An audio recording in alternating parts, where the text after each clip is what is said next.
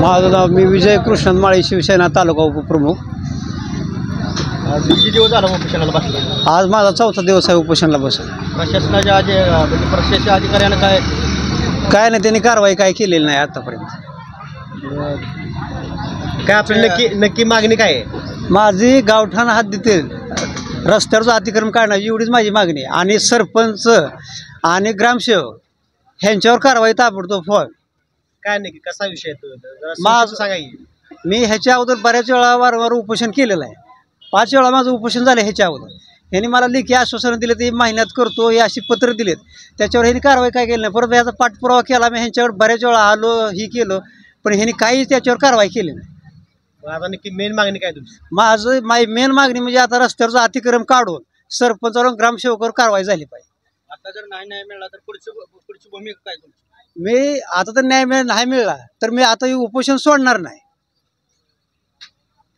मग काय करणार आहे? मी शेवटपर्यंत, जोपर्यंत जीव मरत नाही तोपर्यंत इथनं हलणार नाही।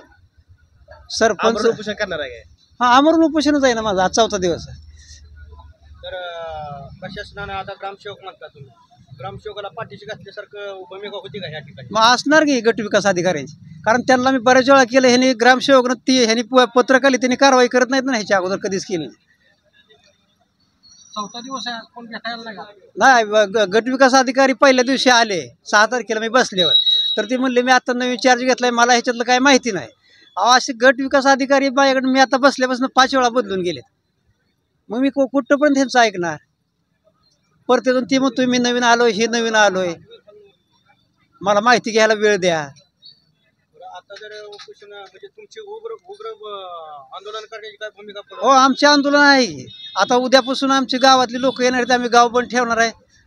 उद्या हलगी आंदोलन आहे। म्हणजे उग्र स्वरूपात तुम्ही आंदोलन करणार? हो, उद्यापासून करणार आहेत।